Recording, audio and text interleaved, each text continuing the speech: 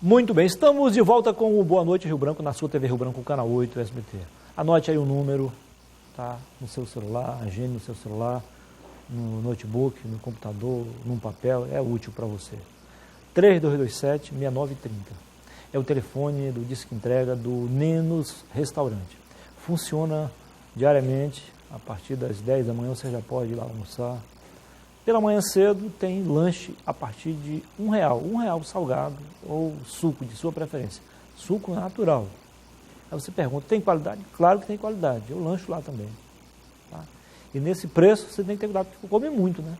Com R$5 você vai realmente sair de lá bem equilibrado. R$1 só, catou uma moedinha lá, perdida lá no porta-luva do carro, pega, dá para lanchar. No Nenos Restaurante. E no almoço você come à vontade, vai pagar apenas R$12,99. R$13. Se você não quiser almoçar lá, não tem problema. Pode ligar esse número e pedir.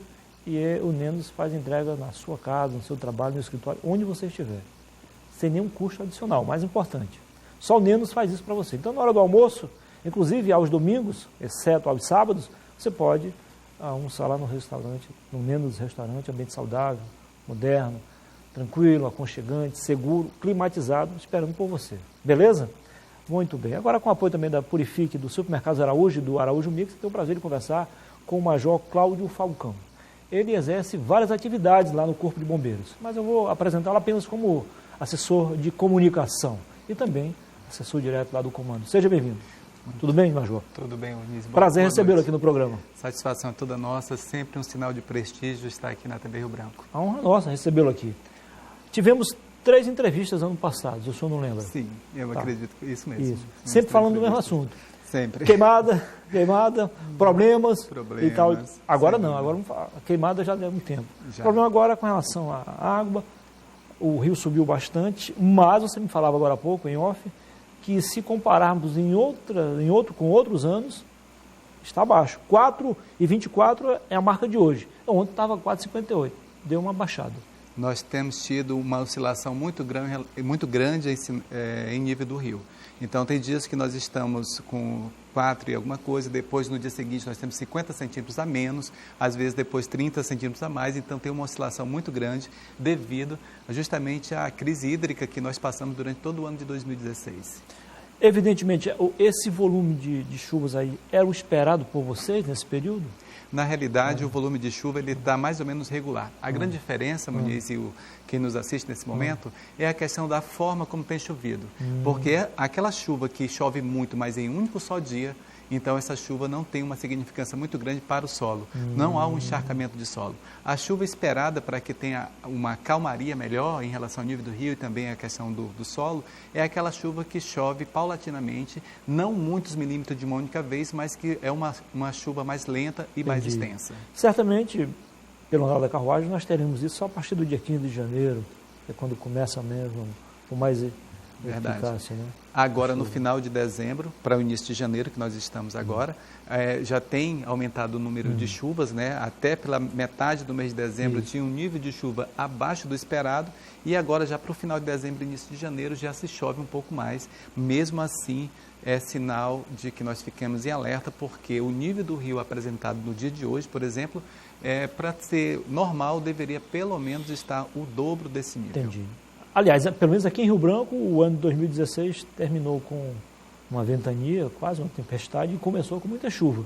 Sim. No dia seguinte já fez bastante sol. À tarde voltou a chover. Não forte como deveria ser, mas já houve uma chuva boa. É verdade. Nesses 3 primeiros dias do ano, né, nós já tivemos uma chuva bastante significativa, que é justamente a chuva que nós esperamos que aconteça. Aquela chuva que chove lentamente e que molha bastante para justamente trazer a encharcamento do solo e também reservar água para o futuro, que nós vamos necessitar muito. Pelo monitoramento de vocês, como é que está o interior, sobretudo lá o Vale do Juruá? Pois é, lá no Vale do Juruá, Cruzeiro do Sul, também ainda naquela região ali do Envira, Tarauacá, chove mais do que em Rio Branco. Aqui no Baixo Acre, né, nós temos chuvas menores, justamente pela convergência dos ventos, toda uma situação climática que favorece que as chuvas aconteçam mais no Vale do Juruá do que aqui no Baixo Acre, em Rio Branco e em adjacências daqui. Então, o nível do Rio Juruá está tranquilo, se vamos comparar com o Rio Branco, está até melhor, esperando que assim permaneça para que aquela população também não tenha nenhum problema hídrico no futuro.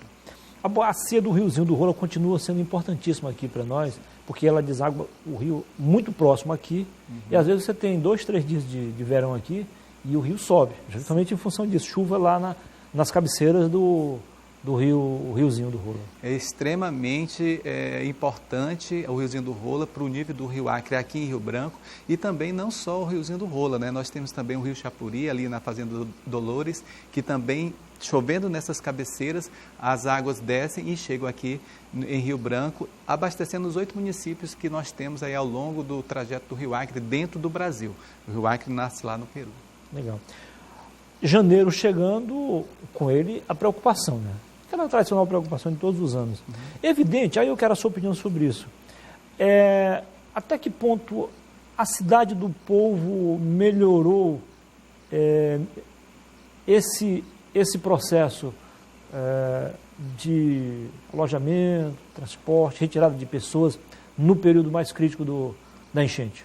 Essa obra, Cidade do Povo, né, do governo do estado, é extremamente importante porque através da Cidade do Povo foi retirado pessoas que estavam em área de risco. Moravam lá praticamente no leito do rio, né? Sim, exatamente. A gente fala assim alagação, mas é porque as pessoas, até por necessidade mesmo, moravam até então no leito do rio, não tinha o que... Exatamente. E aí, como elas puderam sair, e houve sim uma melhora enorme, tanto através da Defesa Civil Estadual quanto da Defesa Civil Municipal, né, pelo monitoramento de retirar essas pessoas, abrigar num bairro que é a Cidade do Povo, né, ali através do governo do estado, prefeitura municipal, todo mundo empenhado nisso, e também o monitoramento de que essas pessoas não retornem aos seus lugares de origem, porque no passado isso acontecia. Então a pessoa saía, era retirada, era abrigada e depois retornava, causando o mesmo problema para o ano seguinte. Agora, com as políticas de governo municipal e estadual, tem-se um cenário novo, né, onde foi-se levado as pessoas e monitorado essas pessoas para que elas permanecessem no local, dando as condições necessárias para elas. E com isso o plano de contingência acaba funcionando, né, na prática, porque como faziam antigamente era meio difícil, né? Ele funcionava até certo ponto. Quando o negócio apertava mesmo, aí o plano não tinha mais como funcionar. Eu lembro que vocês começaram a retirar as pessoas e colocar, por exemplo, lá no ginásio coberto. Daí a pouco o ginásio coberto alagou também, as escolas ali, centro de saúde, posto de saúde, aí fazer o quê? Não tem como você resolver esses problemas assim sem apresentar algumas falhas, infelizmente. E aí a reclamação, algumas pessoas até ficam correndo risco, inclusive, né? Sim. Aliás, um colega seu fez uma obra, o Coronel Jorge, sobre isso, né? Sim. A alagação, ou seja, vida por vidas. Vidas por vidas. Coronel Jorge, né, escreveu esse livro, parabéns para ele, nós parabenizamos aqui. E aí dizer também, Muniz, que ao longo desses anos, através das experiências e através do planejamento, foi se modificando todo o cenário de retirada dessas pessoas, inclusive o próprio transporte, os próprios abrigos, a forma de como as pessoas eram abrigadas. Anteriormente elas eram abrigadas praticamente no mesmo espaço, sem ter uma privacidade. Agora a prefeitura trabalha isso de maneira diferente, de maneira muito mais efetiva, trazendo o conforto necessário, não evidentemente como se estivesse nas suas casas, mas é um momento de guerra, as alagações, e tiramos essas pessoas e colocamos de uma maneira mais, de um conforto melhor e também uma privacidade dentro dos locais de abrigo e também mudando essas pessoas para uma residência definitiva, que é o caso que nós estamos aqui da Cidade do Povo, e o monitoramento. Então isso é fruto, sim, de um planejamento através das defesas civis, tanto municipal como estadual, governo do estado e governo municipal. Isso se dá também, a exemplo aqui de Rio Branco, não apenas no município de Rio Branco, mas em outros municípios do interior também, copiados aqui do planejamento da capital. Ao longo desses anos, sobretudo nos períodos mais críticos, eu acabei fazendo uma série de reportagens para o jornal Rio Branco, e aí eu vi algo assim que me chamou a atenção. E vocês devem ter presenciado isso também, naturalmente. É que as pessoas que já são atingidas pelo alagamento, ou alagação, como queiram, todos os anos, em sua maioria, elas já têm naturalmente o seu plano de contingência. Já sabe a hora de tirar o fogão, a hora de tirar a geladeira, de tirar o colchão e de tirar o carro. Verdade. Agora, as pessoas que ainda não têm conhecimento, não têm experiência nisso, essas até chegaram a perder carro, ou seja, não, parcialmente, né, porque o carro ficou lá e danificou o motor. Quando foi tirar, não dava mais tempo. Acreditando que era possível, vai enrolando daqui e dali, daí a pouco perdeu muita coisa. É verdade. Rio Branco, ele tem sofrido as mazelas de uma grande cidade, apesar de que nós já somos uma cidade de porte médio. Isso se dá muitas vezes, Muniz, não com a elevação do nível do rio, que ele se dá paulatinamente, não é tão grave. Então é possível que nós nos preparemos para isso. Mas as enxurradas que acontecem... Os igarapés, justamente, porque o igarapé tem uma calha muito pequena, ele aumenta o São Francisco, por exemplo, é especialista nisso. São Francisco, agora nós temos esse caso do Redenção e outros igarapés que cortam a nossa cidade. Então, através das enxurradas, sim, as pessoas acabam tendo suas casas alagadas, seus carros às vezes perdidos e outros objetos, bens materiais, porque não se espera um aumento de nível tão rápido. Questão de horas, né? Questão de horas, às vezes até menos de horas. Então, quando tem chuvas que chove 50 milímetros em 1 hora, 2 horas. Então, isso é muito significativo, causando esses danos materiais às pessoas e, muitas vezes, com o risco da vida dessas pessoas também. Tem um outro detalhe, eu acho que vocês já observaram isso, é que com o avanço do asfalto, da pavimentação de ruas, isso deixou o solo mais impermeável. Sim. Ou seja, não absorve, a água corre mais rápido. Verdade. E isso também dificulta, em parte, o trabalho de vocês, né?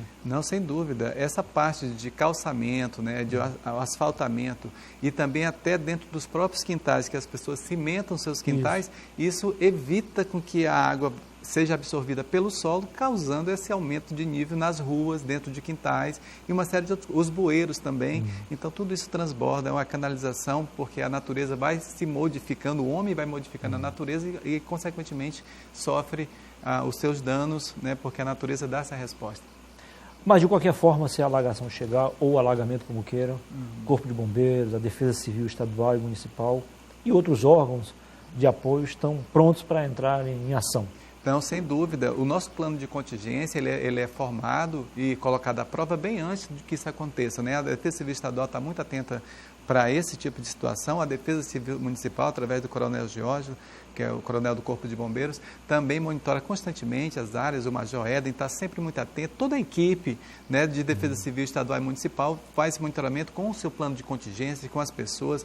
O prefeito tem cedido aí, durante os períodos de alagamento, a questão da Censul, os garis, que ajudam bastante, muito importante, o Exército, a Polícia Militar. Então, é uma força-tarefa montada de maneira que nós possamos atender a comunidade no menor sinal de perigo a eles e também proteger os seus bens e haveres. Ok.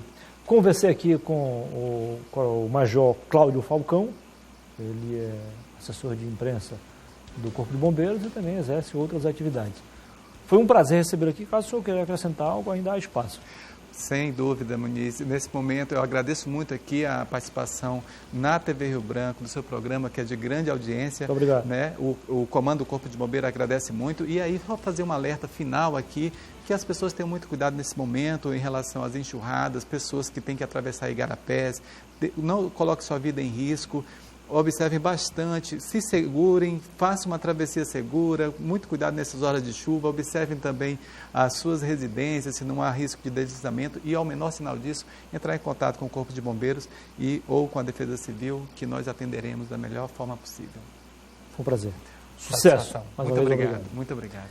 Antes de encerrar, eu quero mandar uma boa noite especial para a Débora Simões, a princesinha das horas parentes que não perde. Boa Noite Rio Branco e outros programas da TV Rio Branco. Então, todos uma ótima noite, bons sonhos e até amanhã, se Deus quiser. Valeu!